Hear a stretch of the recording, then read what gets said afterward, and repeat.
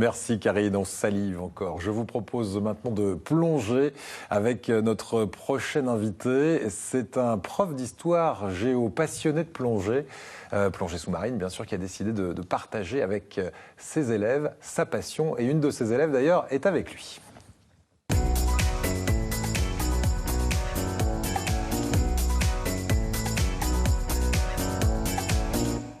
Bonjour Éric Labedade. Voilà. Vous êtes professeur d'histoire géo, je le disais, et puis votre élève de seconde qui est avec vous, Farah Belabès. Bonjour Farah. Bonjour. Ça va bien? Oui. Bon, pas trop impressionné? Un peu. Bon, mais non, ici c'est un peu le monde du silence parce que c'est très calme sur un plateau, mais franchement on va être en famille avec des gens qui s'intéressent à tous les sujets et particulièrement à la plongée parce qu'alors depuis le début de cette année, on a eu même Jean-Marc Barre par exemple ici sur ce plateau, l'homme du Grand Bleu.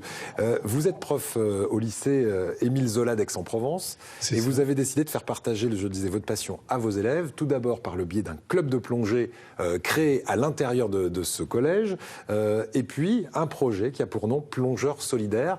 D'où est venue l'idée et de ce club et de ce projet? Alors, le club de plongée, ça fait déjà quelques années. Il se fait en partenariat avec un club que j'ai créé avec d'autres moniteurs de plongée, qui s'appelle Aqualub, qui est destiné uniquement à former des jeunes, uniquement des jeunes, parce qu'en parallèle, je fais partie du club de plongée de Pertuis. Et puis, donc, au lycée, j'ai voulu faire partager ma passion.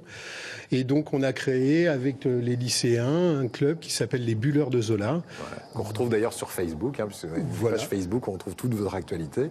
Ça veut dire qu'on plonge régulièrement quand on est lycéen à Aix-en-Provence? On peut s'inscrire à ce club, effectivement. Et dans un premier temps, c'est être formé au niveau 1 de plongeur. Ouais. Et puis, une fois qu'on a été formé, on va plonger. Alors, on est formé en seconde, on va plonger quand on est en première. Et en terminale, si on a la chance, on fait un projet un petit peu différent. Ouais. Voilà. Alors, ce projet pour lequel vous nous avez contacté, puisqu'on va voir votre mail qui va s'afficher, vous avez dit, tiens, ensemble c'est mieux, on aimerait passer sur votre plateau parce que on aimerait peut-être un jour aller de l'autre côté de la Terre, à Bali, en Indonésie, avec les élèves. Et ce projet, il a l'air assez fabuleux. C'est à la fois un projet écologique et humanitaire. Expliquez-nous. Exactement.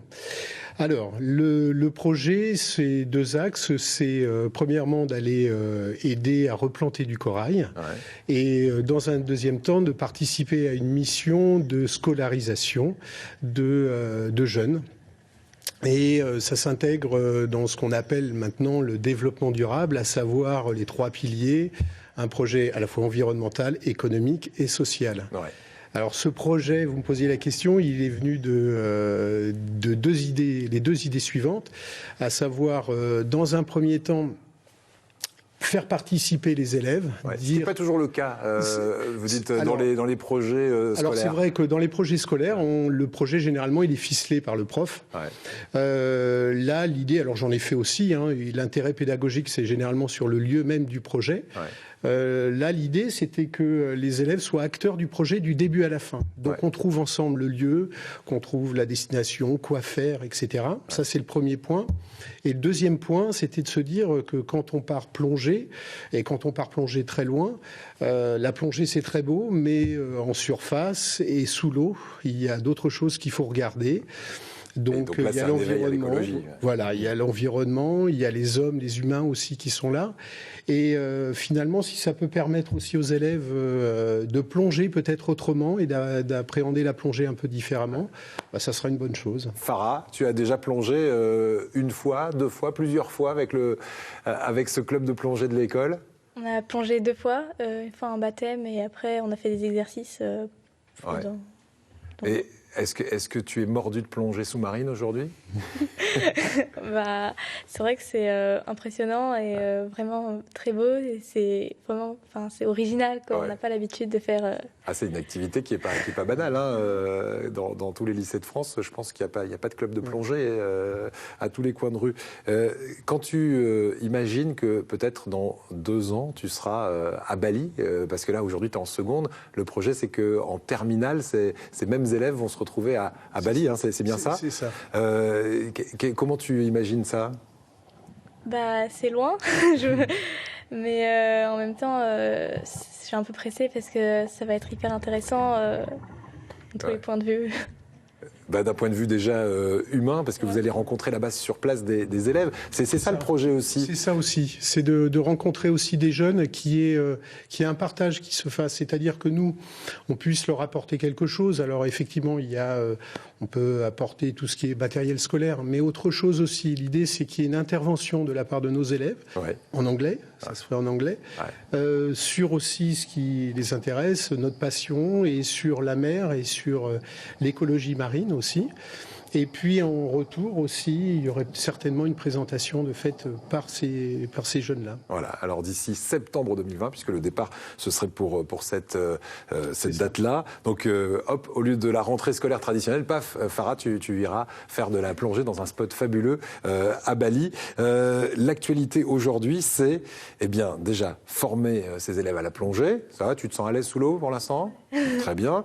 Vous prévoyez aussi de rencontrer des scientifiques pour parfaire vos connaissances en matière de... C'est cela aussi. Alors, on a déjà commencé, notamment, on est en partenariat avec l'association Coral Guardian et les gardiens du corail, et qui, effectivement, viennent nous rencontrer et nous expliquent aussi pas mal de choses sur le corail et sur les problèmes qu'ils rencontrent actuellement. Ouais, on voit beaucoup de reportages en ce moment, un petit peu partout au sujet de ce corail qui va mal, mais il n'y a pas que lui qui va mal dans les mers du monde. Comment est-ce qu'on peut vous aider pour ce projet ? Parce que j'imagine que les parents vont un petit peu aider, parce que c'est participatif, mais qu'il faut trouver des fonds. Et là, on appelle quoi ? Des sponsors ? On appelle des sponsors. On a lancé aussi une tombola. On a fait une tombola récemment. Les élèves ont organisé ça. Les élèves vont à la rencontre aussi des gens dans la rue, etc. Et puis, on a sur notre site, effectivement, mis en lien une cagnotte participative, comme ça se fait. Eh bien voilà, donc si vous souhaitez les aider, appel à toutes les unités, comme je dis souvent, on vous donne l'adresse de la page Facebook. Facebook. Les Bulleurs. Les Bulleurs de Zola. De Zola, pour ce lycée Émile Zola à Aix-en-Provence. Lycée original qui possède donc un club de plongée. Bravo Eric Labedade pour ça, et puis j'espère que vous trouverez plein de coups de pouce qui vont vous permettre de réaliser ce projet en septembre 2020. Il n'y a pas de raison que ça ne se fasse pas. Il n'y a pas de raison que ça ne se fasse pas. Voilà. Il n'y a pas de raison. Et on vous souhaite par avance, Farah, et à vous également, et à tous tes collègues, Farah, de lycée, un bon voyage pour 2020 à Bali. Tiens, si je vous demandais une musique que vous aimeriez entendre, ce serait quoi ? Farah, toi, c'est... Non Farah, c'est quoi, ce serait quoi ? Petit Biscuit, Sunset Lover. Est-ce qu'on a Petit Biscuit, Sunset Lover, pour faire plaisir à Farah ? on va s'écouter un petit extrait quand même. Le voilà, Sunset Lover.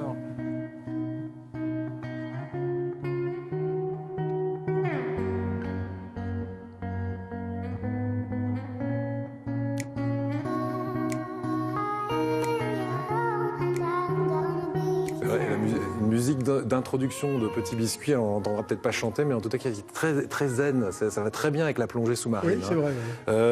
Et puis pour vous, ce serait un petit Joe Cooker. Moi j'aime bien Joe Cooker. Feeling Alright. On a Feeling Alright, un petit coup, et puis après on parlera musique justement sur ce plateau avec notre invité. Le voilà. Ça, c'est votre coup de cœur. Feeling Alright. Allez, les Bulleurs de Zola sur Facebook pour leur donner un coup de main, ou en tout cas poursuivre leur fil d'actualité pour savoir où en est ce projet qui devrait aboutir en septembre 2020. Voici celui qui chante en anglais et qui est pourtant un gypsy. C'est notre